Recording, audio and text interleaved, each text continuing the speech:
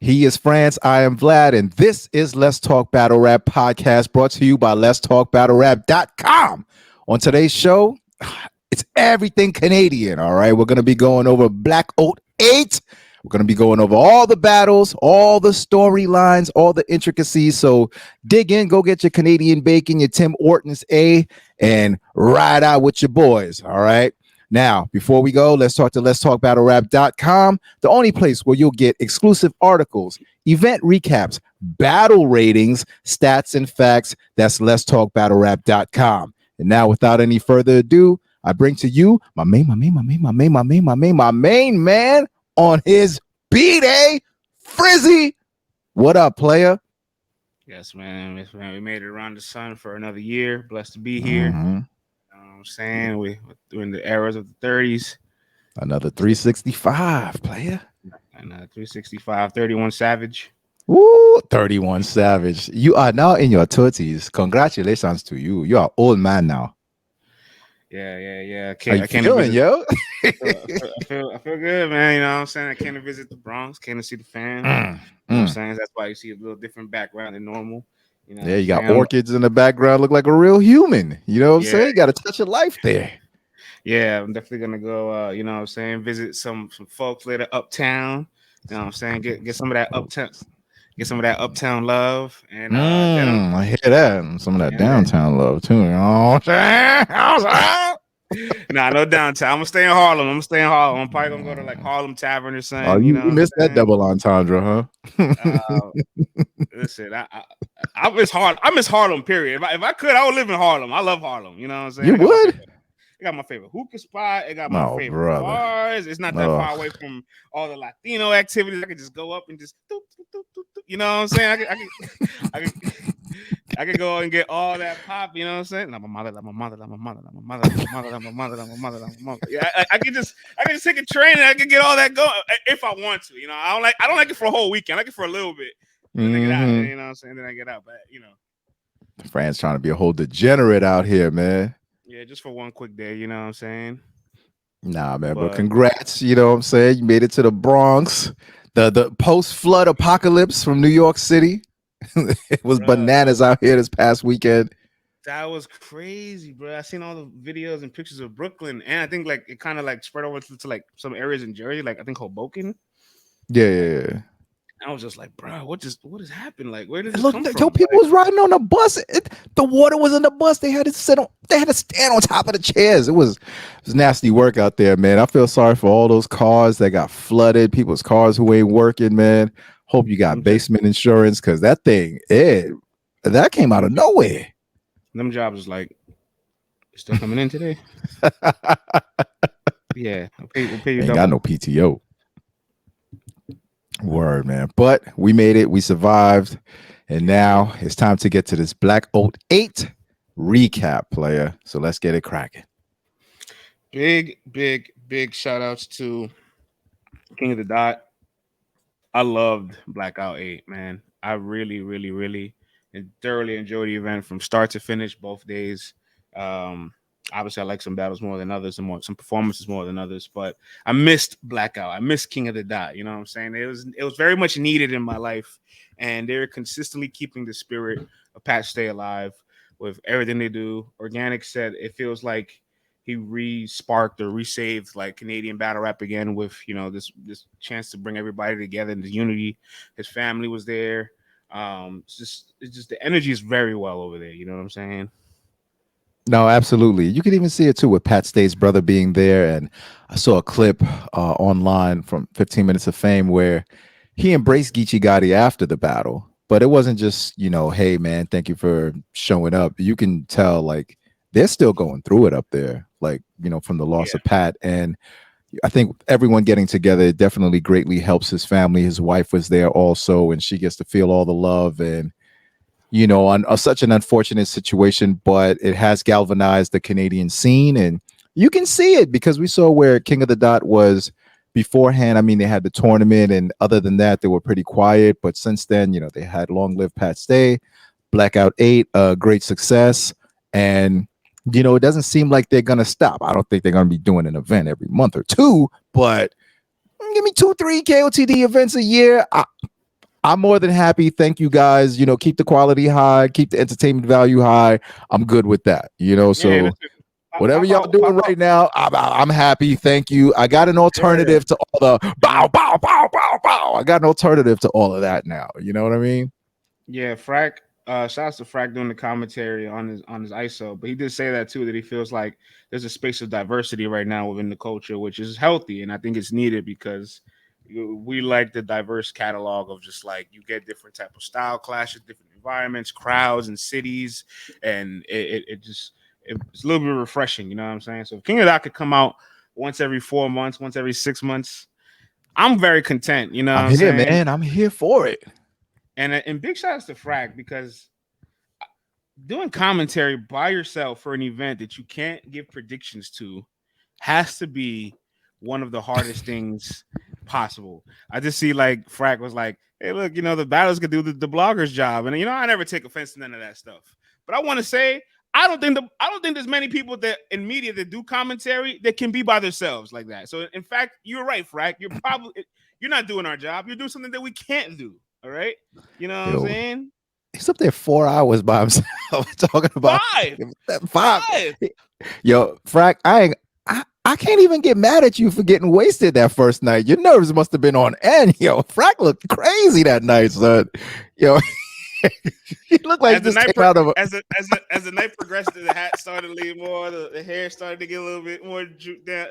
I like guys that like they have like the straight hair when they start getting drunk. You just see it just like turns over and coils, and yo. it's in their face, and it's like So it looked like he came out of a Williamsburg rave, yo. Like he looked bananas by the end of the yeah, night, man. yeah. Oh man. Man looked like Woody Allen after he left a party, man. He looked bananas. Frack. Like a quarterback after he took his helmet off, like. But he did a very good Frack job there. Namath. He did a great job there. That is not easy. Salute to him. No, I no. wouldn't want to do that at all, man. KO3D threw you in the gauntlet for this event by yourself. So Yeah, salute to man. him, man. King of the Dot, definitely. Just throw one more person, man. You know what I'm saying? Just one more person, and Hey, Frack, that's all we got in the budget. Eh? You want to do it? Sure. Sure. sure. Frack ain't know he was gonna work that hard. He's like, damn, man. Shoulda knew, man. Shoulda knew. Yeah. So I just want to give him credit for that because that was a very difficult job, and he did as well as I think anybody could probably done in that position. And Frack looking like he's fresh off tour. Matis Yahoo. He was wilding out here, man. yeah, man. Let's kick it off with day one battles, man. Let's go, player. All right, so we get to the stage, you know what I'm saying? They cut the lights off, they do the roulette, you know what I'm saying? You and me have to act surprised because you know what I'm Oh, saying? before we even start, all right. No, don't do this, don't do this. Okay, all right. Okay, Don't do okay, this, all you know what right, I'm all right. All right, I won't do this, but geez Louise, man. I want saying? to You tell know. y'all so bad right now. But anywho, let's get to the first battle.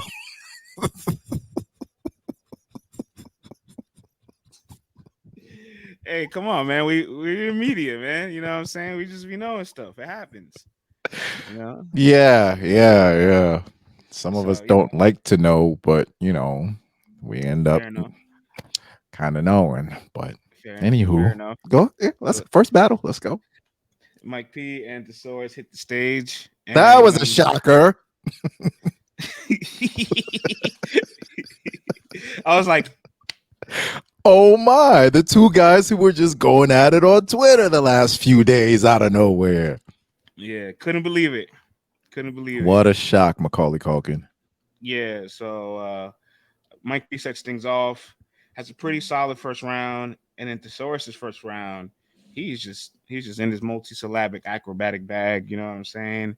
Thesaurus has been consistent pretty much all year round. Is very active this year, so he's getting a lot of flowers and love for his activities between his URL debut, battling Hollow, on the Stay Forever card as well, main event in that. You know what I'm saying? Battling Mike. This one rounder was Saga. Been putting on this year. So like you see that first round, you're like, okay, this is what I've been seeing from Thesaurus all 2023. Really good first round. I think he takes the first round clearly, in my opinion. And now I'm looking at Mike like, well, what you gonna do, Mike? We've been waiting. KOTD debut. What's going on? Right. Not debut, but since the whole I'm leaving on a Yeah, jet yeah. plane situation. His So now second he's there. battle, Mm-hmm. his second battle post his URL departure, I guess. And yeah, I want everybody to say this. Everybody online is like, he's so much better than he was off URL. Everybody chill out. Because you know what I'm saying? Mike is extremely fire.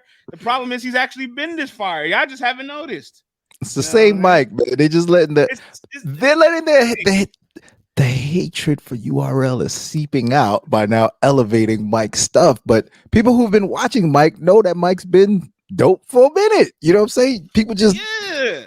I mean the Gotti thing and all that, whatever, all the stuff surrounding it is I guess maybe being there at URL maybe clouds people's the way they look at him, maybe. I don't know, not me, but the way other folks may have been looking at him. And now that he's like, yo, I'm in my own situation, it allows that cloud to dissipate a little bit and people can see Mike for who he is. But He has a quote where he says, "A lot of people have been seeing the moves I've been making since the URL shit, and they forgot that I'm an effing monster, and I've been one. It's wild that it took this situation for people to notice, but I know what it's like to have this taken away from me. I've learned a lot from the controversy. It can be ripped away in a second, so I don't take it for granted. mhm. And everything is perception, man. You know what I'm saying? It's real Yeah. interesting how like I guess performance wise, I will say his third round seemed a bit more sharper than lately because his third round for Rosenberg and the Saurus immaculate, and we're gonna get to it. But for the most part, I feel like this is the level of Mike that I expect to receive when he hits the stage. But for some reason, it just has an extra aura to it because of That and stench. That's why. Yo, yeah, speaking of that stench, man, I started to smell it a little bit in a second when Saurus, opened up that angle, and I'm like, oh man, he's going at Mike's fiance again. Like, how is this gonna happen in Canada? Like, what are we gonna get here? But I do like how Thesaurus flipped it and didn't diss his lady. He dissed, Mike for his the way that Mike, he's reacting to it. So, I'm okay, pretty sure Mike breathed a sigh of relief. The whole community was kind of like, where are we going with this? Is this gonna get, butt ugly all over again? Or how is he gonna flip this? But he kept it classy, but he still attacked Mike for it, and he actually attacked Mike and not his lady. So that was kind of refreshing. And he still kept it dope. And it was a well thought out, well planned round, well written round that attacks my character and not his lady. So, but hey, if he attacked his lady, I can't say that's wrong either, because that's battle rap. Everything that's is on the table once you sign that dotted line, unless you got an NDA or something like that. But other than that, though, no, I'm saying, but other than that, he kept it classy where he could have went savage, but it showed you that, hey, I didn't pick the low hanging fruit. I chose to flip this a different way, and then they never had any problems outside. So I'm sure the Saurus ain't want to, go bananas and just slice his throat or whatever the case is. But it was very effective and it was well written. So salute to Thesaurus for flipping that style on him. yeah, and I guess he also made up for that stumble. I guess he premeditated and found a way to clean it up real good. Yo, son. That was That crazy. was that was slick That about was the story. That was because at first I was kind of like, wait a minute, what's the Source doing here? Getting into some choppy matrix, like what's happening here? This is too perfect. And then at the end, he's like, I was about to choke, and then through the magic, it worked out so perfect. I was so happy, but it was dope because he acted like he was stumbling over the words. It was getting choppy. He was getting lost in the matrix, getting digitized on him, and then he was like, oh, you're probably mad. You think I'm gonna joke or whatever. He's like, but no, Mike, you should be used to getting these sloppy seconds. And I was like, damn.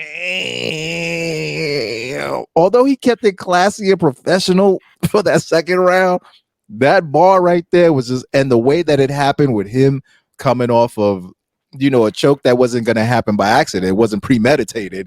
And then he managed to tame that bull and land that plane and deliver, that bar of the round, which was just the way it just worked out was perfect, man. So salute to him for that.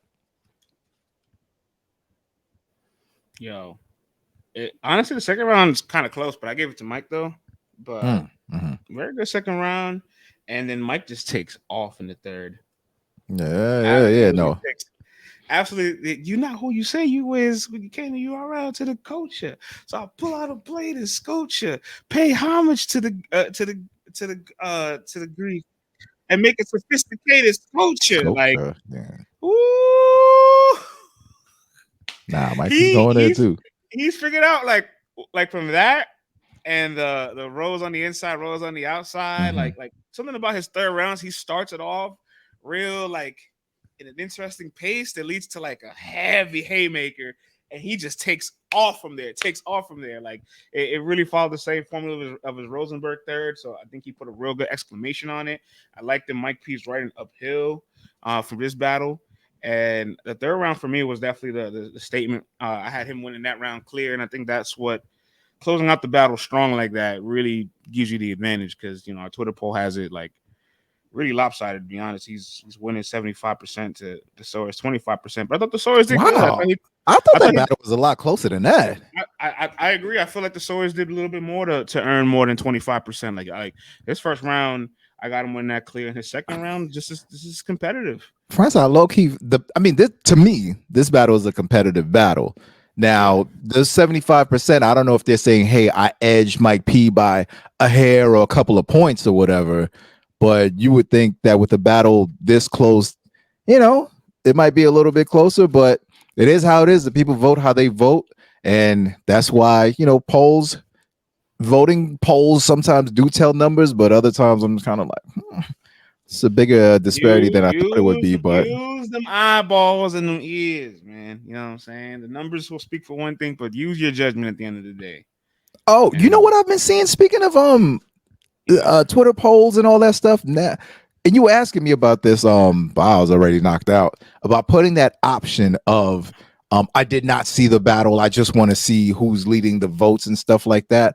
I don't know yeah. how I feel about that. I kind of feel like Me if neither. Me if neither. you ain't disciplined enough to have watched the battle, then you should wait until the results are publicized. You know what I'm saying? It's your fault, not anyone And, else's fault. I don't think and we should be conforming to them. I think they should either wait or go watch the damn battle.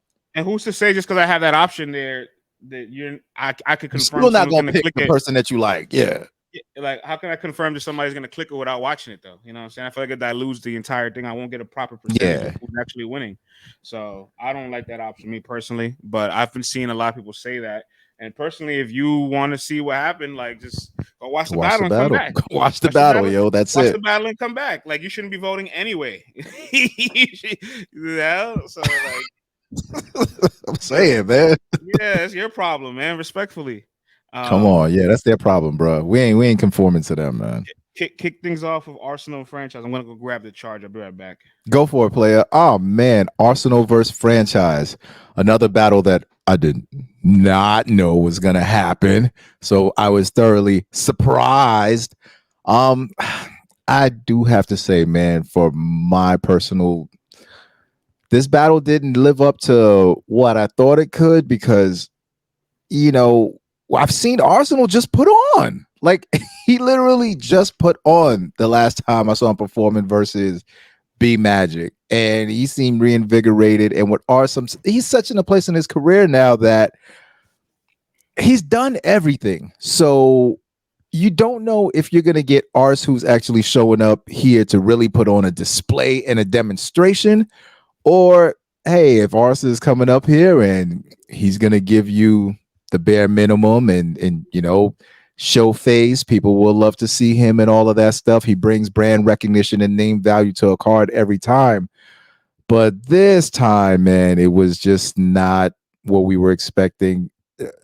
Not what I thought was going to happen, only because this is Blackout and he has such a legacy at KOTD. So we start off the battle. Franchise goes first. Typical franchise rounds, full of guns, full of drugs, full of energy. The highlight bar of his round was when he was saying, what he say? You go to sleep easy, like Remy Ma, something like that. So that was his highlight. No, But it was all, he said, I'll hit your jaw. Yeah, you'll be snoozing if I hit your jaw. put him to sleep with ease like Remy Ma. I mean, That was, no, hold on. I heard you. All right. It sounded like you're not giving him no props for his first round. His first round was explosive, dog. Yeah, listen, what did I say? I said it is a typical franchise round. It's good for what he does. For the people that like him, it was good. But I gotta say, the level of writing, especially when you think about some of the levels of writing that we saw throughout the weekend, and everyone is different. Everyone is not meant to be all super complex and all that stuff. I get it. And everybody's in their own zone and got their own dimensions and stuff like that. So when I say that it's a typical franchise style, if you like it and you're into that and you dig the energy and the rawness of his bars, you're gonna really, really enjoy that first round. But why am I getting stuck here, man? France, take over, buddy. I'll be back, man. Pass the baton and let me piece to the here we go. Whatever. Because Mr. No Lacking was not lacking. All right, you know what I'm saying. If I see a cross-eyed ninja, he getting shot because he kept looking the wrong way. Yo, brother. Franchise was on one. All right, you know what I'm saying. His first round.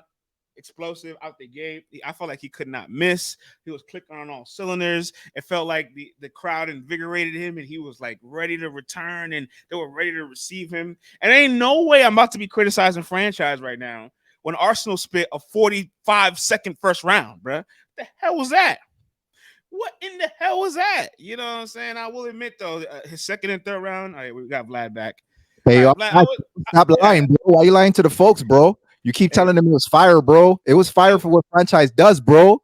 Come on, man. No, the first round was fire. It was very okay, fire. Man. And hold on. There ain't no way you about to criticize this first round when Arsonal spit like 50 seconds in this round. Yo, I did not say Arsenal's first round was good at all. So let's not even go there. But look where the priority is. Listen, this man came here with a round that's like less than 90 seconds. And he choked at the end, too. And he choked. Yeah, hold on. I'm going to talk about the rest of the joke. I'm not going to criticize French. His first round was, I will say, though, his second and third round was not, there's nowhere near as explosive as his first. I like the second still. I had stuff that I liked from him second a lot as well, but his second and third never reached the heights that his first round reached. You know what I'm saying? Right. And like I said, it's because, how do I put this? His wordplay and content matter seems to limit him at times. To me, you know what I mean? To me, I feel like there's another level that franchise can get to. His first round was explosive. It was good. It had, good bars in there. It had a couple of haymakers that really made you go, oh, that was dope. But I do think that he can expand on his style and get even more creative. Like you said, by the second and the third is very redundant. You know what I mean? And it starts to feel like I've heard this. And there's not enough sprinkles to really take it to the top where it's like, oh, that was okay. You got me back now. His first round had some of that in there. And it had the energy and all that. It had a lot. Not some. It had a lot. Okay. His first round was like that. No lacking. No lacking. Okay, relax, bro. We got it, bro. Okay, Brompton, prop. We get it. All right.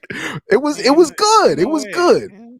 But I tell you what, it was definitely better than Arsonal. I tell you that much. All right. It was definitely better than Arsonal's because I don't know what he was doing in the first, and then he choked, and then the rest of it was just kind of like, I don't know what I'm doing here after a while, man. I gotta tell you, friends.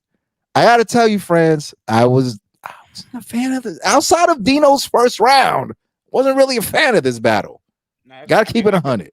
I can eat that. I can definitely eat that because I like a lot of stuff from the second round too. But like early in the beginning of it, towards the middle part, it felt a bit like, all right, it kind of tapered off a bit, and Arsonal just never really found the footing to take over the battle, in my opinion. But for some odd reason, there's people online, I guess, like, oh, I don't know, I think Arsonal might have got that. And now our Twitter poll has Arsonal winning 51% to franchise 49%. You know what? At least I'll say this. At least it's 51-49. If it would have been on some 75-25 or 80-20, I would have been like, France, I don't know what's going on here. I don't know who the new subscribers and followers are who are voting on these things. I would have said this was bananas, but Arsenal's got such a fan base that 50-50. I can see how that can happen. how that can I still think happen. So, I still think this it's the Negro man talk I'm doing. because the man's his first round was just like a bunch of nothing. His third round it was solid. It had some moments towards the end of it, but it was still a shorter round, shorter than franchise's round. But we still don't know what the time limits were either. I don't know if they agreed to 90 seconds or yeah, to that's you know what I true, mean. but that's true. But this was a night of everybody saying "f them time limits." You know what I'm saying? So like. I have no sympathy if the league owner is not going to call time, and you're not going to make the league owner call time.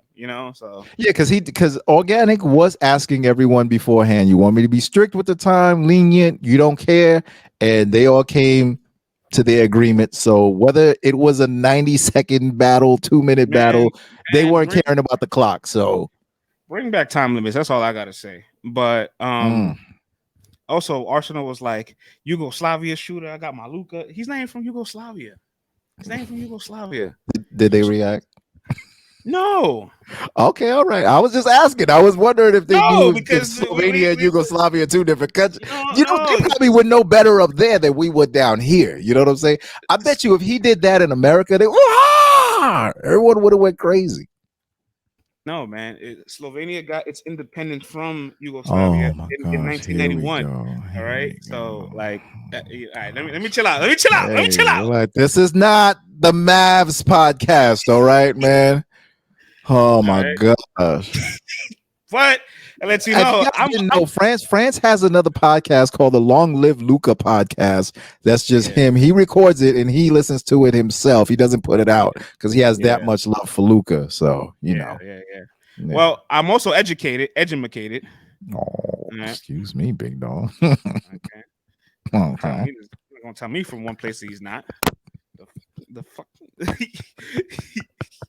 All Vlad from the right, Stan. Vlad from the capital. No, I'm not. I feel you, big dog. I feel you, man. Yeah. All right, Luca Bowl. Yeah, let's move on, man. I have franchise winning every round personally, and I wish the Twitter poll reflected that. But his first round, definitely one of the highlight rounds of the night. He handled business, and I want to see him a little more active. And I do agree, I want to see some more versatility. Yeah. But his first round, Okay. fire. But the battle overall to me, there's definitely a gun bar you to death template out there, but there's also some ways to just get a little more finesse creative it. for sure. Yeah, for sure. All right, and now we get to my main event. You know what I'm saying? My I can't lose battle. Another battle we just were so surprised about when they announced it. I was shocked. Oh man, I had no clue this battle was happening. Oh my goodness, they're going to battle? Oh no, I can't believe that. They're going to make A.Ward battle. Who he battled again? Real Sikh. That's right. They made him battle the Real Sikh. Yeah. I was so shocked.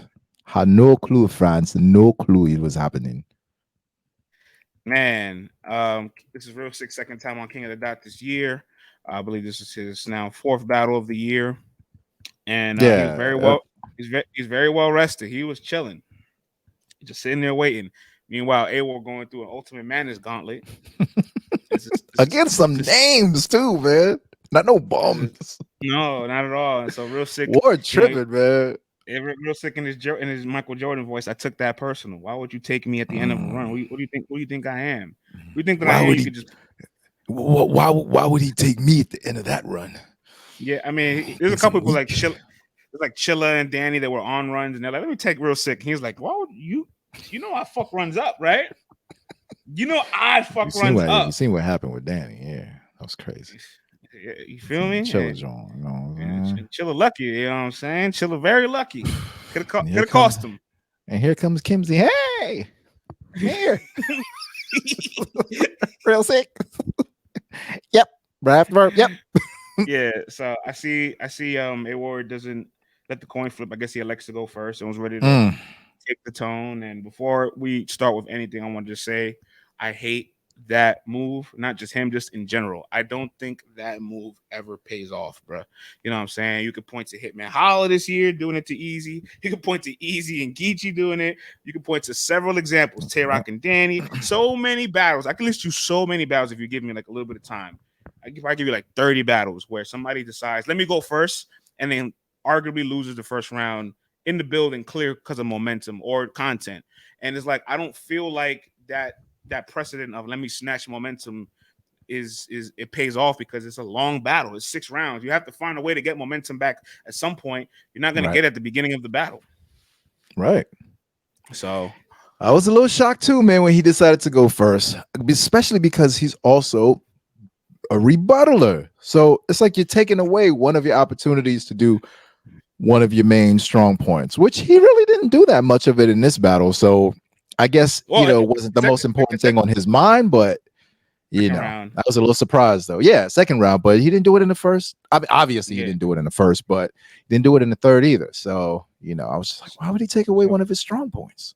So Ward's first round out the gate, you know what I'm saying, starts to bomb on Sikh. It's really setting a tone. You can hear the projection and the delivery and the crowd control. The 666 angel number line was hard.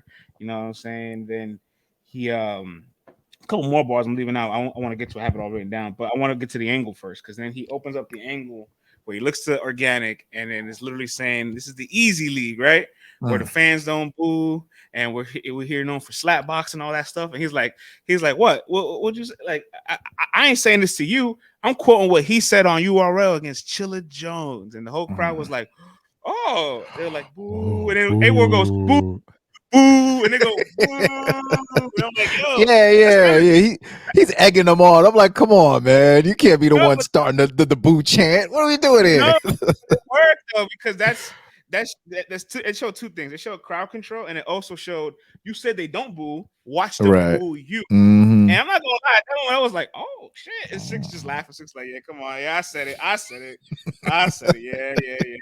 Yeah. Then he's going off about like how I should have been battling Real Deal within that angle. Then he's talking about you know what I'm saying? I seen Pat Stay put you in that smack locker. You know what I'm saying? When you was getting your jab proper, working on that math hoffa, saying this is the easy league, but I seen the Canadian battle rapper put you in that smack locker. Like, then my favorite part of it was like your vocal cords is your greatest weapon, and you chose to hate on, bro. You said this is the easy you want to battle in the easy league, face of chrome. Like that was crazy. That shit was crazy. I get it. You know what I'm saying? Like you Gunbar War. Bringing out more guys. We'll get to Gunbar. We'll get to Gunbar War in a second. But face of chrome, easy league face of chrome was fire. Son. It was a fire flip, man. It definitely was a fire flip, and I wasn't even that mad at that gun bar. But as the night and the weekend progresses, we're gonna get to Machine Gun Ward in a little bit. But I mean, what a fire way to set somebody up, to start off a battle. He places you against the audience, and now you have to fight out of this corner because the audience already feels like, word, that's what you said about us. That's what you really I will say, though, I love the wordplay on the how is it that you rep I battle everywhere, but I battle everywhere. I battle everywhere. That was fine. The wordplay on that was slick, but it's kind of like, well, he's here. He kind of does battle more places. You battle everywhere. You guys just both can't battle on, I guess. I don't even say can't. Let me not say can't. Say can't. You guys just don't battle on one specific league. You don't battle on RB. You don't battle on URL. So like, but the wordplay was fire. But it just kind of was like, it worked. It works because your brain is listening to it, and you're like, ooh. And I mean, fire opening round from A.Ward. The whole thing was crazy. The whole thing was like it's damn near flawless. It's like you can't battle everywhere. You downplayed this place. I'm gonna turn this place against you. I'm gonna hit you with some angle punches. It all was so potent. And I'm looking at Sikh like, how does he respond? And boy, does that man answer the bell. Said my rebuttal game crazy. And he decided, yo, I'm gonna rebuttal my way out of this ASAP. And he goes, I don't know the bars verbatim, but basically he's saying, why I call it the easy league? Because you were in contention for the chain. Like you're the person like who's vying in contention for it. So he flips it around. He's like, I'm not hating on the league. I love these people. You're the weak rapper that makes me feel like this league is weak right now because you're the one in contention for the chain. And It was a really dope rebuttal. You know what I'm saying? It worked, friends. He did what he needed to No, do to get up out of there. worked. It He worked. did what he needed to do. Okay. It was a crazy spin, but man, did it work! It worked. I felt gaslit a little bit. I was like, wait, that's not what you meant. That's I not feel what like you he meant. let out a sigh of relief. I feel like after the crowd went, hey, thank God they rocking with me. I can get started now. It definitely worked. Because listen, Sikh. We know that is not what you meant when you said those bars. All right, like come on, bro. Like I saw the battle. I remember the time. You're not gonna be doing this revisionist. You're not gonna spin this on me. Oh, that's all right, player. We know what you meant, okay? But you found a way to 52 hand block that joint and come up out of there. So, and then from there, friends, I feel like Ward got back to the good formulaic, not Ward, I'm sorry. Sikh got back to the good formulaic Sikh that we remember. Remember when Sikh would do flows first round, bars, and like mix up personal / angles, and he got back to that this battle. And you know, granted, he said that he in the past has been trying to experiment with different styles, and you kind of have to, because with the expedited way that these guys have been pushed to the forefront on URL, you know, some things that might work early on, if they don't work in a couple of battles, you're trying to figure things out. These guys, even though they're vets to a certain extent, because Real Sikh has been battling for a while too. I mean, he was on UW, so you know how far back UW goes. But once you are on that top King of the Dot, top URL level, like once you're mixed in with the upper brass, like you now, this is when you're here now, and you have to appeal to a much larger audience, and sometimes you gotta figure things out. And I feel like Sikh was kind of not getting lost in that sauce, but he's trying to figure out what else am I good at.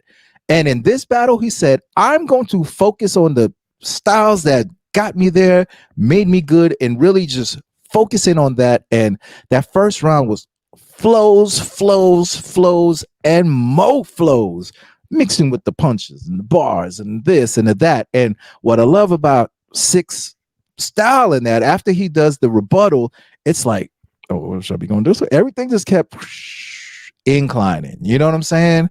And he wasn't letting up, man. And it's like the faster he starts to rap, and the thing is, he's not just doing multis for the sake of multis. There's actually like real punches and real bars in there that really stand out. So that first round, man, was fire from Sikh, man.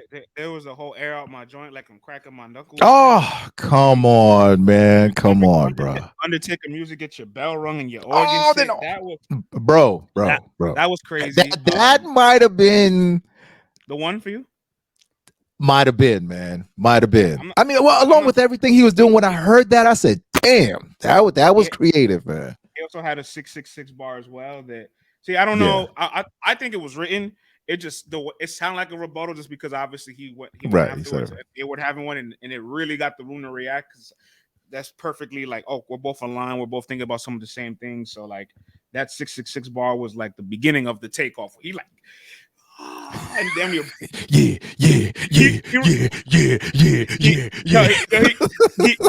ran our test award or Meta World Peace Award. Oh yeah. Whoa. Oh, I need to do some push-ups. I'm not gonna chest lie. Day, back day, leg day. Repeat. My favorite bar was the love language bar, act of service bar he had. Oh yeah, he was wilding, son. He was wild. In real time, I'm like, yo, this can very easily be 1-0 Sikh because of how much he matched that flawless round. I got to watch it back 2 times already because I got some more clips from the battle, and I really loved the battle. I got a lot more positive things to say about it. I personally have Ward edging the first, but this is why I started the whole soliloquy of this battle with choosing to go first is an error. Choosing to go first straight up is an error, because if you go second with the round that you had after his round, keep in mind his 666 bar probably doesn't land as explosive because we haven't heard yours yet.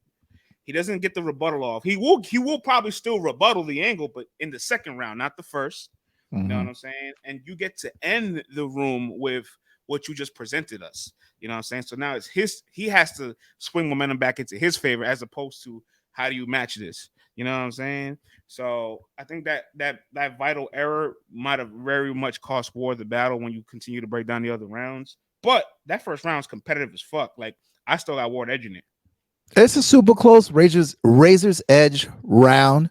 So, I'm not mad at anyone that has A.Ward winning that round. To me, it ends up being like a mathematical equation when both guys are fantastic. It's like, okay, well, this guy's got bars, this guy's got bars, this guy's got, but the flows this guy has, and you know what I mean? So it's like you start splitting hairs. For me, I personally edge it to Sikh, but I am not mad at anyone that has A.Ward winning that first round. It was that good of a round.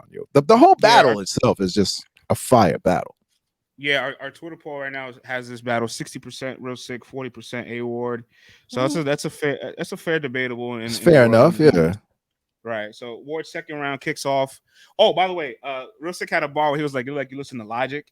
And then he was like, you're going to say I'm on the app. Go ahead and tell Loso that. So Ward instantly rebuttal in the second round, looks at Loso, and he's like, let me do what you told me to do. I'm going to look at Loso. I'm going to say all the things you told me to say to him.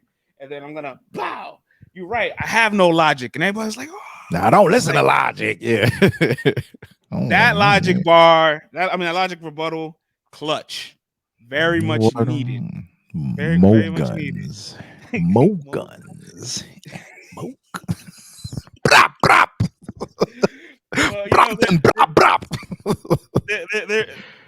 I'll get to that in a bit, but the second round, bit more the comedic route. You know what I'm saying? You're gonna biggity beat my ass, and I'm gonna diggity de-escalate the situation.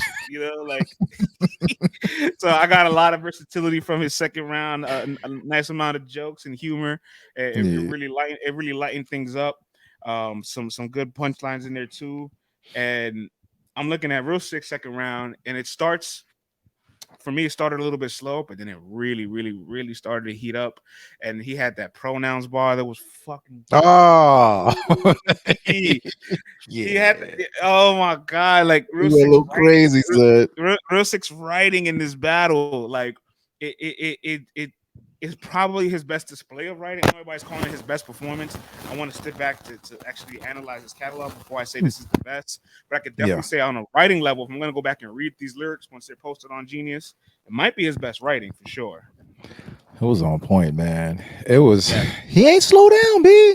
He ain't slow down, man, at all. So Real Sikh second round keeps his foot on the gas.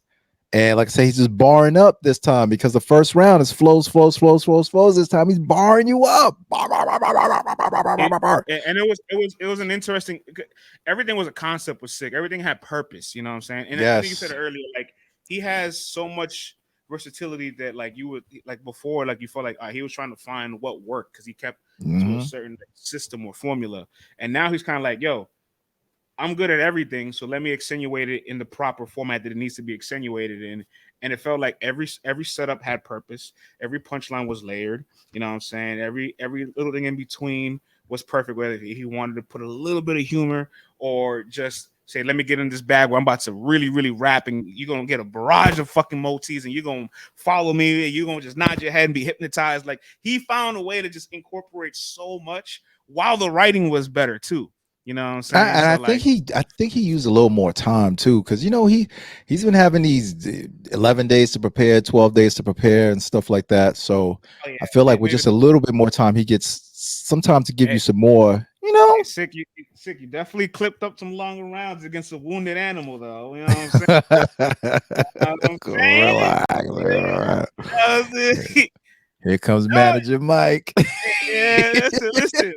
Clean it up. Bring out the broom. Did I lie? Though? He definitely said it. He's like, I got long ass rounds. He said it. Listen.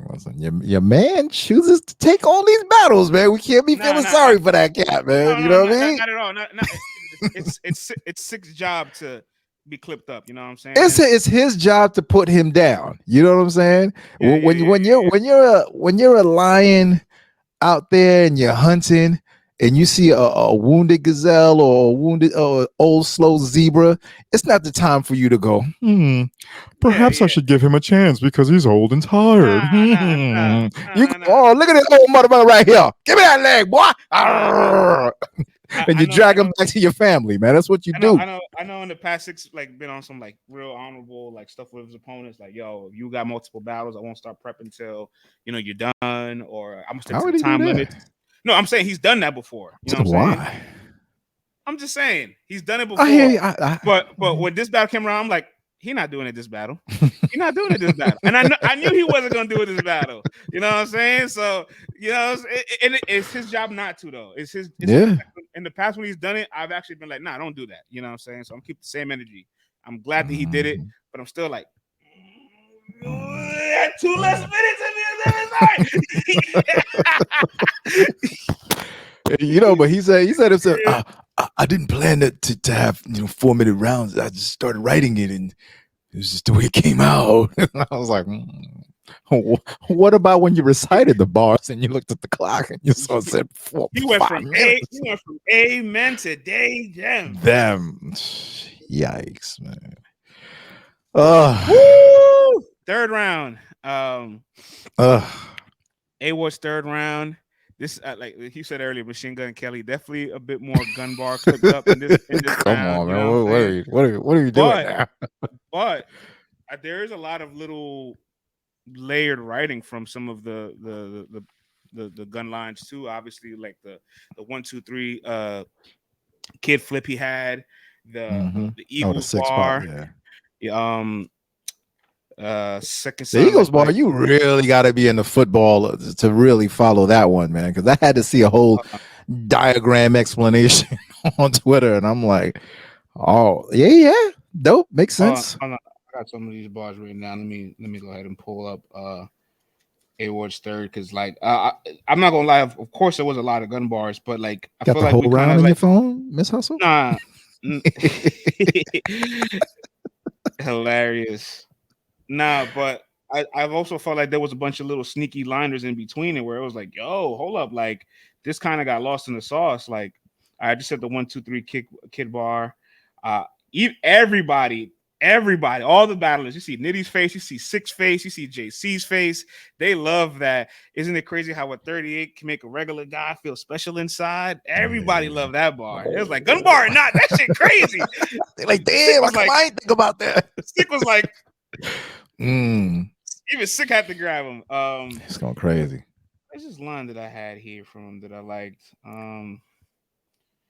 So I like that. I liked a lot of the, regardless, I like all the gun bars that he had, truth be told. I know how people feel about it, and this is the conversation I want to get into. How do you feel about here we go. The Sikh upside down, dressed to the nines. Oh yeah. Fire. The damn, man, I thought I had all this written down. Oh, here we go. Supposed to be second Samuel, like Asante's kid. Like he had a bunch of sneaky little liners in between that wasn't a gun bar that I felt like got slept on. And I'm just kind of like, yo, real talk. There's still layered writing to what he's doing. You know what I'm saying? It's not just aimlessly gun bars. You know what I'm saying? No. And no, but I feel like people are just gonna get lost in like, oh, now he's just doing gun bars, a Christian doing gun. And I'm just like, bruh, like, what's the difference between somebody being Christian and gun bars and you guys claiming Christianity and still doing gun bars? Sikh also says that his religion doesn't do comparisons to religions and they don't talk about guns. So it's like all this shit just contradicts itself. And I just want to be entertaining. I know none of y'all really shooting anybody for real. You know what I'm saying? But I mean, I guess it's I want purpose with it though. You know, it's like you come into the game a certain way, and then as the popularity explodes, people see this other side that, you know, we don't expect to see.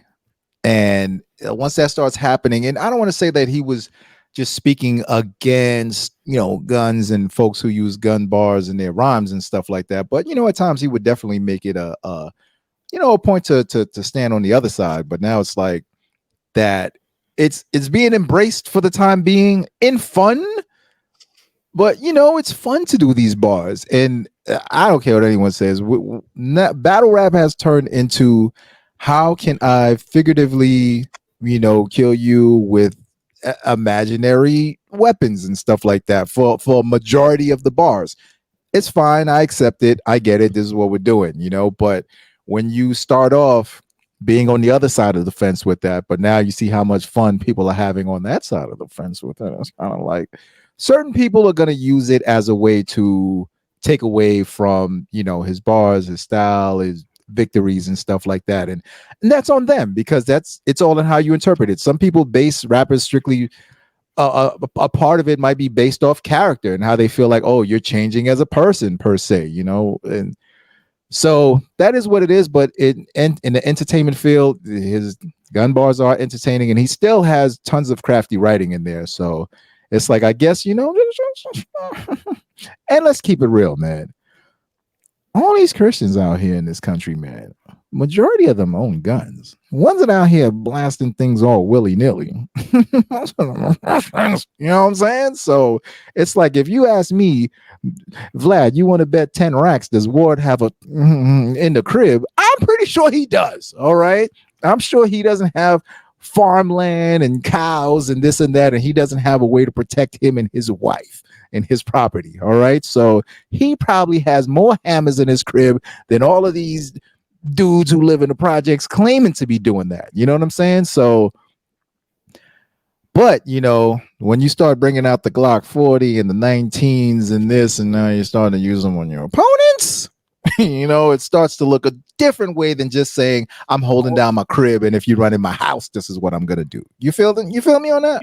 Yeah, I will say afterwards he kind of like switched the tone a bit and had like ended around with like a real mental health awareness piece and kind of compared like Sikh to his mother, and while it was real heartfelt, I will say it felt a little out of place because it's like the whole round you're like gun barring to death and it always got all these punchlines, and then you ended it with like a real sentimental like no, but while he does do that, like I expect him to do that from time to time, like that's part of like it's part of who he is. Brings, part of what he does also. It's just the transition of it was like, wait, damn, like how we get Glock 40 on your bitch ass, and now I want to talk about mental health. Battle rap in a nutshell. Battle rap in a nutshell. You know what I'm saying? The transition of it was a bit of a wild transition, but it had a little rough. But it had a dope ending, a nice little ribbon tied to it. And I thought he did a good enough round where it's like, all right, Sikh, you still have to snatch this round, though. You know what I'm saying? You have to still win this round. And you can still argue that Sikh did. Like, it never felt like at any moment of the battle, Sikh was like on the ropes other than the first round. And like, you know what I'm saying? Because it felt like the rest of it, he was like, I'm in control of the pace here. For real. You know what I'm saying? And start of 6/3. 6/3 was dope. He went to the angling. He went to, I don't want to say attacking his religion, but he went to talking about the differences, and made a lot of sense, and basically saying how Ward is part of a religion that is easy to be a part of, especially where he's at in this country, it being the majority religion and stuff like that. But where he's from in India, the Sikhs are being oppressed right now. They're facing a lot of things, man. A lot of political stuff is going on right now, and he used that as an opportunity to compare and I don't want to say compare and contrast, because he's supposed to, because in Sikh religion, you're not supposed to try to convince anyone that their way of life is the way to live. So me saying comparing and contrasting, I don't want to put that on his beliefs, because that's not what he does. But he just put it out there for everyone else to see.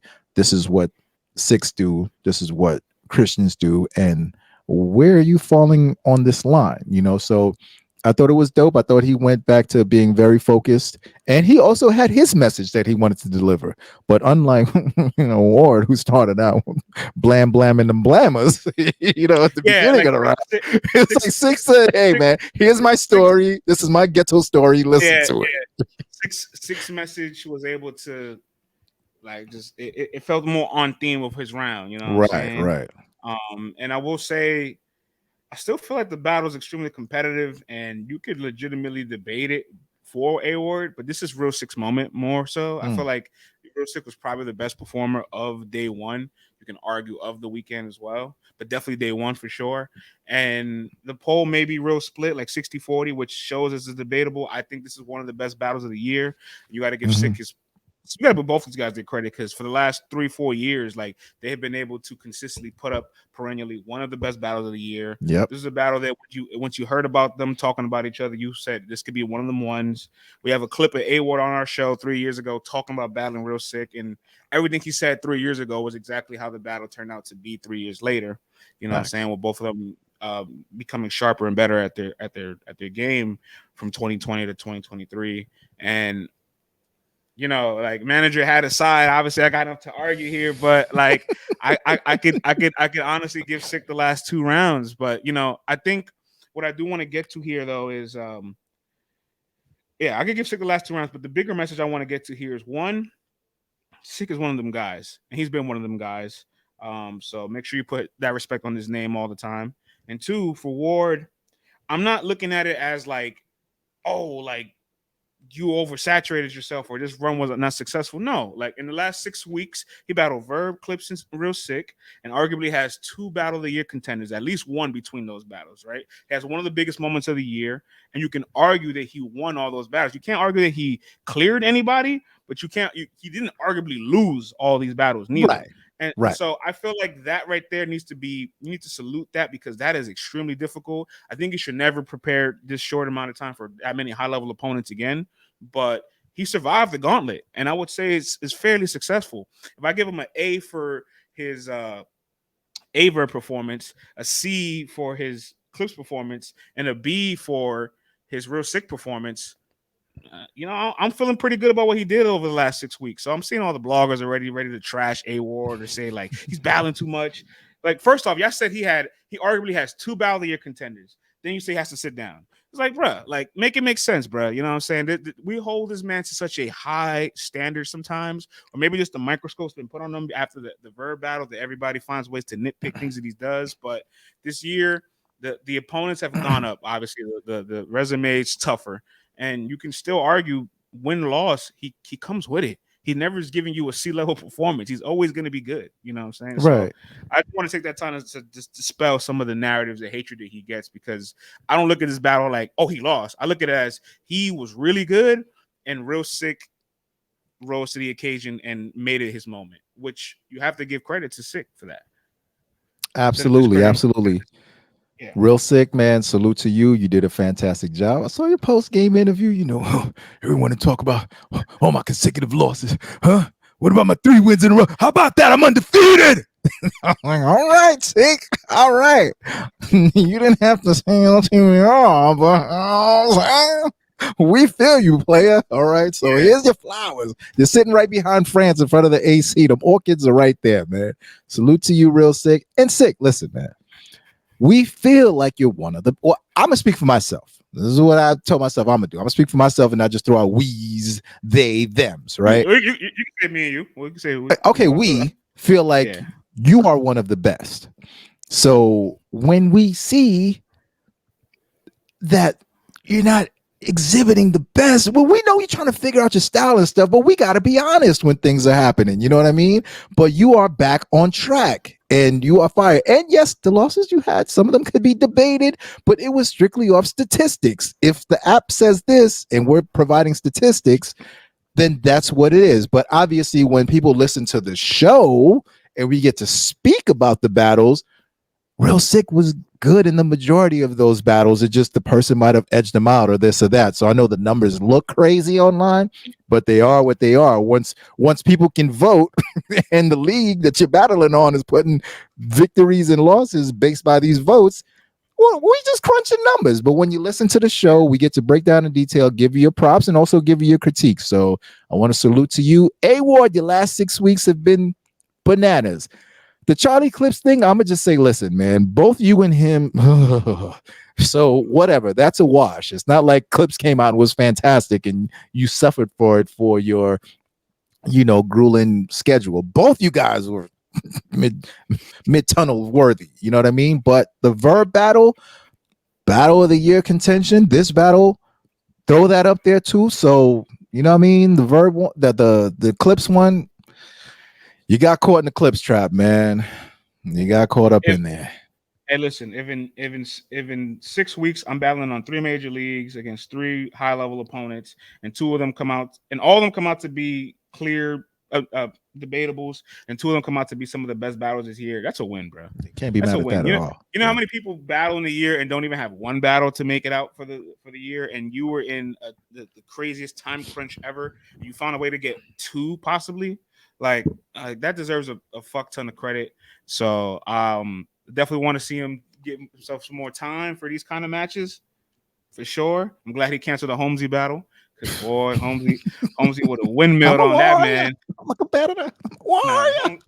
Holmesy would have windmilled on that man. Oh, But sit your ass at home, man. yeah, but I love the battle. And again, don't ever choose to go for it. Just let that coin flip, man. Let that Uh, coin flip because it could be a very different conversation. Facts, man. Next battle, friends. Woo! That battle deserved that whole 30-minute slot because that was one of them ones, man. That was one Definitely of the them battle of ones. night one, man. Definitely the battle of night one. So deserve that All time. right. All right. So now we get to Charron versus Big K. You know what I'm saying? This was an interesting battle because obviously Big K has been pretty much accredited by a lot of people in media and a lot of the fans that support Champion of the Year. They're pretty much saying he's our front runner, or they're saying they're at least calling him a contender. You know what I'm saying? You have to say that much. So at this point, everything he does has a microscope on it. Is it going to increase his campaign? Is it going to hurt it? And I thought the Charron battle, I don't think the Charron battle hurt his case. Let me get that out the way. I don't think the Charron battle hurt his case, but I did think it put the first ding on his resume for you to want to find something to fine tooth and magnify glass to nitpick on. Because at the end of the day, once you are in the top five of these votings, or you're 1, 2, 3, 4, 5, we're nitpicking at that point. We're officially nitpicking, and you have presented your nitpick case. But I mean, the mhm. battle still can be debated. Really. Well, I'll tell you All what, right, our now. Twitter poll has him. Our Twitter poll has him winning. Oh, one last thing actually before we go to Sean and Big K, I forgot to mention this. Shouts to Vince Carter. Oh, look at this degenerate. Okay. Vince Carter liked A.Ward's gun bar. So what about that, Vlad? What Listen, about man. that, Vlad? Vince spent many a years in the T dot, O dot, So he's right. Listen, Vince, man, relax, Vince. All right. Don't encourage this guy to come out with M4s and M3s and all that next battle. I mean, for crying out loud, man, he's hopping out of out of the back and dropping Glock 40s and other people's battles now. This is getting out of control, Vince. You need to relax. But I say that to say this though. France.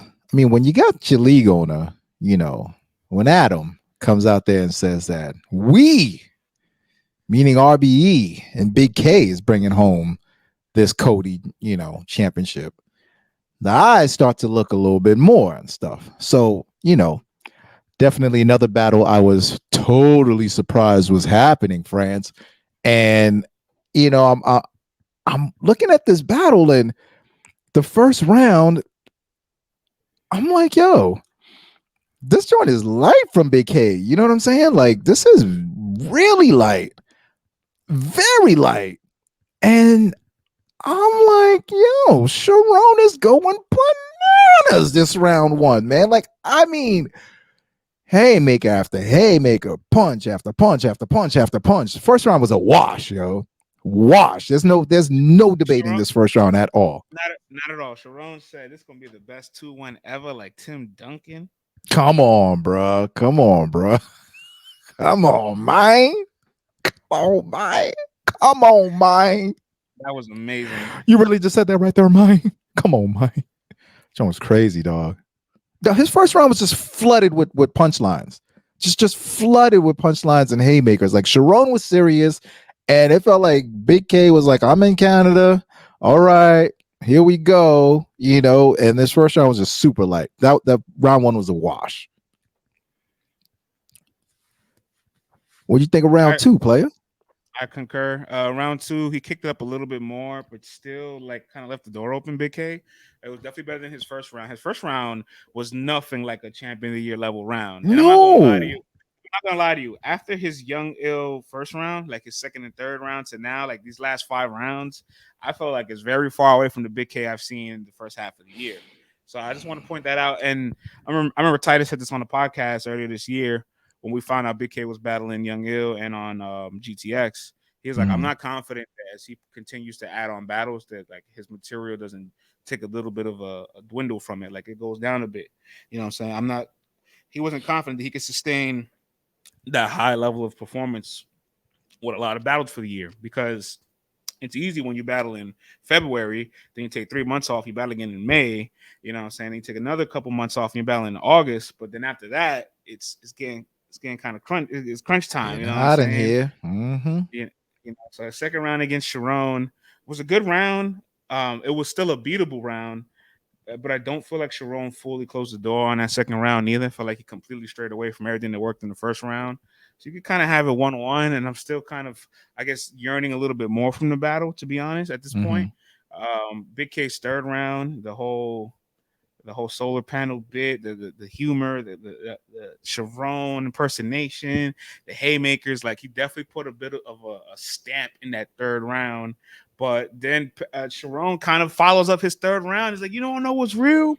It has a whole Pat Stay segment, and it just takes over the crowd and vulgarates everybody on. And it's just like he's in control, bro. It's just like And when he ended it with the yeah. LLPS, long live Yeah. Pat, the way he set it up and ended it, it was just like buzzer beater on that joint, man. Yeah, it definitely felt like he sealed the deal late in the third. So like I had Charron 2-1, but I definitely felt like Big K's third round was good enough that you can try to make a case for it, you know what I'm saying? Because Charron didn't kind of close the deal for me till the end. And people online have spoken. They're like, yo, Big K won this battle. He ain't lose this battle. The Twitter poll has Big K with it. Hey, like I said, man, everything's opinionated, so it is what it is. You know what I'm saying? You know me, the polls, they can tell a certain story, but for me, using the eyeball test, though, I definitely have Charron 1-3 winning it. You know, but polls are the polls. They're gonna say what they're gonna say. I got Charron 1-3, but let me say this: I seen ET talking about let me Uber eat Charron some breakfast. Easy. Oh, brother. If you have Big K losing to Go Charron first before you start tweeting and stuff like that again. Go live, brother. Go live. I don't care if you have Big K losing to Charron. It's not equivalent to the way Easy lost to. Have some fucking nuance. All right. Please. He doesn't. Nah, he does win this in his favor. That's one. Right. And, you know what I'm saying? But yeah, have some fucking nuance. If, you know what? I'm gonna trigger the E-Hive, all right? Oh, because, here we go. Here, clip this. Here we go. You know what? You know I'm gonna trigger the E-Hive because they would see a poll of Geechi and Easy. And this isn't coming at Easy, this is coming at the E-Hive. So they will see a poll of Geechi and Easy with Easy having 25% everywhere. All the bloggers, all the media, the Chrome 23 page, 25% for Easy. Right. And they'll be like, he won this battle. He won this battle clear. Then they'll see Big K winning the poll with 52%, twice the amount of votes that Easy has. And they're like, he lost this battle clear. Well, clearly you guys have made the decision the Twitter polls don't matter. All right. And keep that same energy because if you want to say, listen, I don't care what the numbers say, I think he won, fine. But don't turn around when it's in your favor and start to embrace it. All right? That's the thing with these surveys and these polls and stuff. I always say if you're gonna ride or die and live by them, then when it's not in your favor, you got to do the same thing. That's why I always say they can tell a story. There are nuances there, but you got to use your eyeball test. You know, and if you want to use your eyeball test, fine, but use it all the fucking time. If you want to use the polls, fine. That's it. You got to pick a side and stay there. That's all I'm saying when it comes to that. Yeah. Pick a side and stay there. Because if you want to, I don't know. It's just like, bruh, like, what are we doing here? Maybe they're being consistent. Maybe the person that lost the poll, they're both saying they won. Nah, man. We watching y'all, man. Things are getting very interesting. And chill out. This ain't nothing to do with him. It's got nothing to do with him. He shouldn't even made his way over here. You know what I love though, friends? It's kind of like, remember a few weeks back, it was like, oh my goodness, this is only Easy's or Big K's, only those two. And we're like, yo, the year is far from over, far for Nugan. Who knows what can happen? No, it's either going to be Easy or Big K. And now it's kind of like, you got this guy poking up from over here, pause. You got this guy, you know what I'm saying? Yeah, what's going on over here? You got this dude going, hey, what's going on down there? It's not over, yo. And who knows what's being booked right now and stuff, but it is not over because these dudes have to keep the same hunger, the same passion. You can say you want to win this, COTY thing, but you got to write those bars and deliver the bars that'll make you win the COTY thing. And it was weird, but still refreshing to see like normal Big K in Canada when he was talking to Frack. And he was just like a normal person, not the persona, you know what I mean? And to hear him say how he actually wants to win Champion of the Year and, wants to make his supporters, happy for supporting him all this time. And he has a clearer vision and all that stuff. I thought, it was definitely dope to hear that and to see that side of Big K. But those weren't the type of bars that he brought, though, to say, like, I'm going to wrap this up and try to bring this home. But he did well enough, though. I'll be honest. I think he slept a little bit on Charron, and I think he kind of forgot that Charron's still the man in Canada. How do you sleep on Charron in Canada? How? If there's anybody to not sleep on in a home game, it's that one right there. Charron in Canada is an assignment. You know what I'm saying? Well, he said you put one G onto your name. I put 3 M's on mine. I was like, damn. Yeah, but damn. I've seen a lot of people ready to just like trash Big K's like campaign, and I don't think this hurts his case. Like, I still think he's a front runner. I still think he very well has a it's not like any of the other COTYs in the past have debatable battles or arguable losses. No, like, exactly. I mean, listen, Geechi's king debatable. Surface king debatable. You know what I mean?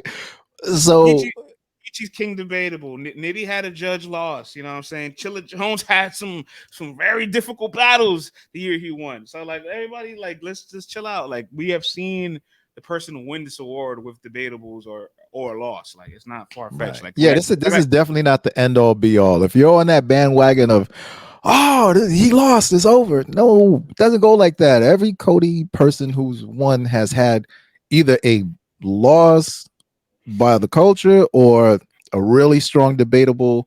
So it definitely is not over. We have to wait until the end of the year because you never know what's going to happen.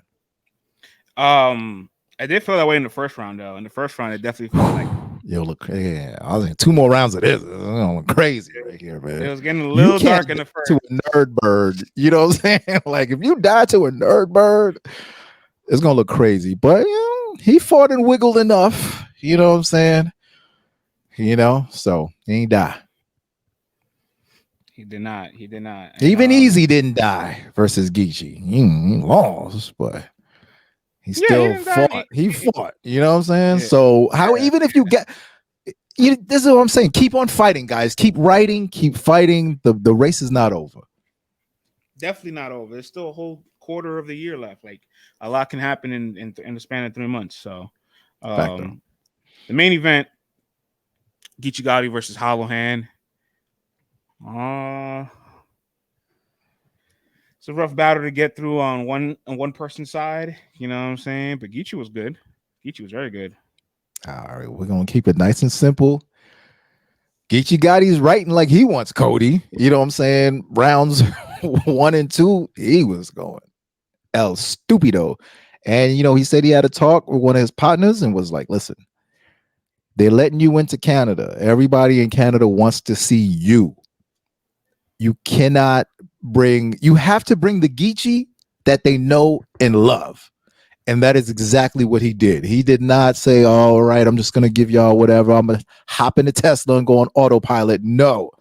Rounds 1 and 2 was the Geechi that we know. He brought the intensity. He brought the bars, the conviction, the performance, all of that. All right. Hollohan has been off the scene for a while. We saw him come back for the Pat State charity event. All right, it was choppy. He was in his phone. He hasn't battled in almost a decade. I can understand that. It's all good. It's a charity event. I'm not judging that too harshly.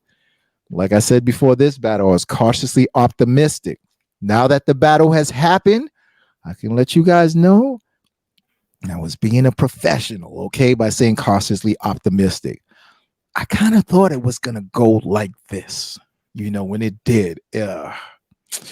Hollohan was just all over the place. It was very choppy. The voice control wasn't there. He had tough times remembering a lot of the things. It just was not cohesive. The only thing that I can say is that in his third, there were parts of it where I felt like the multis that we remembered him from, the delivery, like parts of it was there in like flashes. And Hollohan is a recovering drug addict, substance abuse addict. He's been through a lot in life. I'm talking jail time, this, that. He's had a very complicated life. All right. So him just being here is a big enough accomplishment for him. So for someone who's God, genius on drugs, to now be battling sober, I can't imagine what that's like. You know what I'm saying? I'm sure like his synapses and his brain is still trying to like rewire themselves and fire properly. You know what I mean? And then in the third, it got very weird to me, France. I feel like he was telling a story of, what, I don't know, what happened with Pat, with another story of something, that happened with his brother. And I'm like, I don't know if there's some kind of connection with the people that he's talking. Like, I don't know. I'd have to speak to someone in Canada and watch that 3-4 times, but I could tell he was very passionate and troubled by it. So in the third, there were parts where I was like, okay, I see where you're kind of going with this, but overall, man, it was just kind of rough from Hollohan. And Geechi dedicated his third to Pat Stay. The battle was already in the bag. I felt like it was a very gentleman-like thing to do. It definitely touched Pat's family, the entire crowd. Geechi did it with a lot of respect. So, I salute him for that. The battle was already won, and he did a very classy move. So, all in all, that was the battle, man. It was rough on Hollohan's part, but Geechi was fire. Geechi was fire. So if you came from nothing like a wet dream, come on, bro. Listen. All the fellas who heard that bar. All the fellas who heard that bar was like, yeah. Bring me back to puberty. Yeah. Another one you got to give a ton of credit to, and it talks about battling a lot. He's also battled 3 times in 6 weeks, Nitty as well. So A.Ward, Nitty, and Geechi, we have to talk about them in their past month and how we evaluate it now that it's over. But be right back, friends. Okay, yeah, Geechi 3 main events. You know what I'm saying, against Coffee, against Easy, against Hollohan. Although the Coffee battle, in my opinion, was a bit lackluster, you still obviously argue for him. Oof, easy battle. Yeah, the easy battle, the biggest win of the year, most impactful win of the year.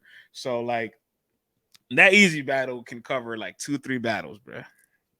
It's monumental. It's monumental. It actually cemented him for the generation of this time period, this era in battle rap, this window. So the easy battle, phenomenal, and the Hollohan battle. Okay, Vlad's back. The Hollohan battle. He handled business, you know what I'm saying? It wasn't necessarily a good battle because of Hollohan's end, not discrediting nothing from Geechi, because he dedicated his third round to Pat, was very heartfelt, and his first 2 rounds was fire. So, you got to give Geechi his credit for that level of consistency in the last 6 weeks as well. 3 main events. And the dynasty continues, you know what I'm saying? It's the dynasty continues with Geechi Gotti. He letting you know, like, hey, listen, man, I might have won 3 belts, but don't just kick me to the curb. I ain't washed yet. Still made a top 20 list. King, yo. Ain't the wash king. Still made a top 20 list last year. The year I didn't win, I made top 5. Don't take me off these lists yet. I'm just saying, man. I'm just saying the race is still open. The race is not done. So let's see what gets booked, and let's see what these MCs bring to the table, because I tell you what, COTY is not wrapped up yet. Everybody's going to have to fight. Everybody is going to have to fight. So salute to Geechi. You brought the fire to Canada. This is what they expected. I didn't even expect that Geechi would be this 100% Geechi. You know what I mean? Because I'm pretty sure he knew this battle was probably gonna. You know what I'm saying? This is a cakewalk for me. It might get a little weird. You can even tell in Geechi's face. I mean, Hollohan threw a pen at him. He goes, "You Yeah, threw a pen at me outside of a battle." He's just all like, it got a little weird, friends. There's moments where Hollohan is just kind of just rhyming words for the sake of it, and Geechi's like, He's like, I feel that, cuz. Yeah.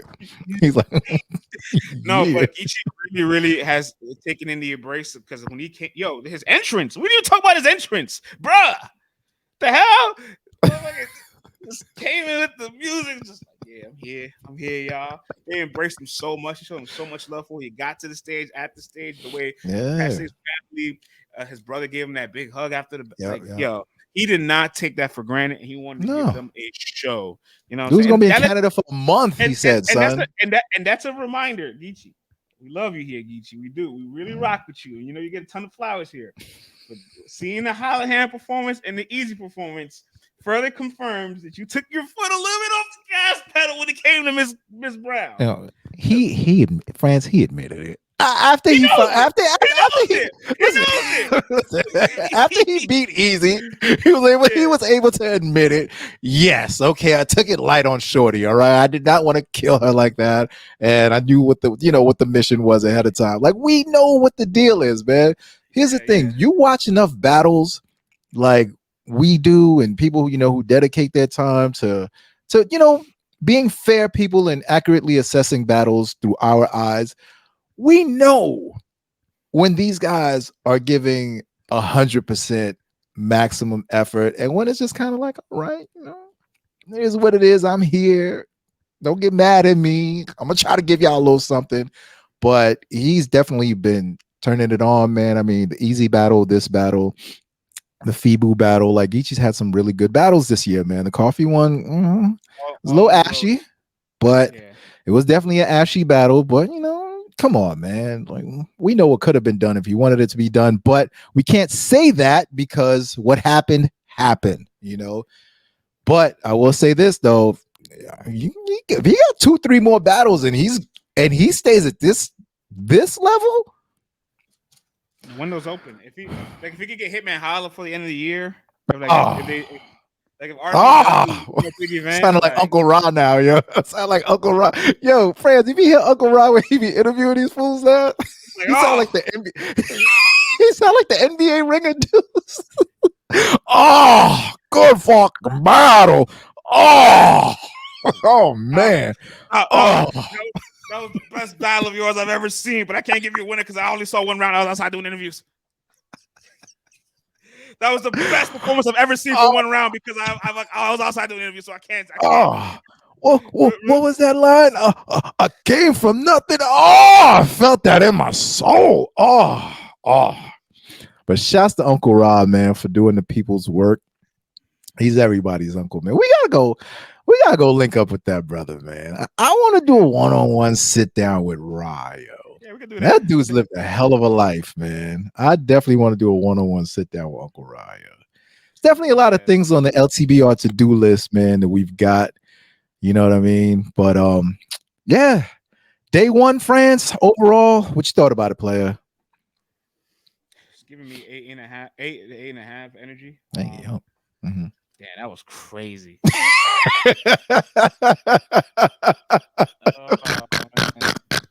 not the way I want to end the pod. We should have ended this like 5-10 minutes ago. See, like now I can't salvage this. Like that was wild, man. That was wild. 8 out of 10, 8.5 out of 10. Mm-hmm. You know what I'm saying? Really, really great event. Heartfelt. 5 battles is the sweet spot. Like 5 battles is perfect. But we're gonna wrap things up here because we're gonna do a full day 2 one for you guys. So facts. And close it out, brother. All right, man. Thank you for everyone for rocking out with us once again, man. We truly do appreciate everyone always tuning in. We do not take this for granted at all. You could have been anywhere in the world this morning, but you are here with us. Log on to letstalkbattlerap.com. All your articles, everything, go there. We will have a full recap of the KOTD Blackout 8 event. Follow us on all socials LTBR podcast. And yeah, we will be back because we will have to do a day 2. So you guys have another episode to look forward to. And we look forward to giving y'all another episode. So until then, everyone be safe out there. See y'all next time. Peace.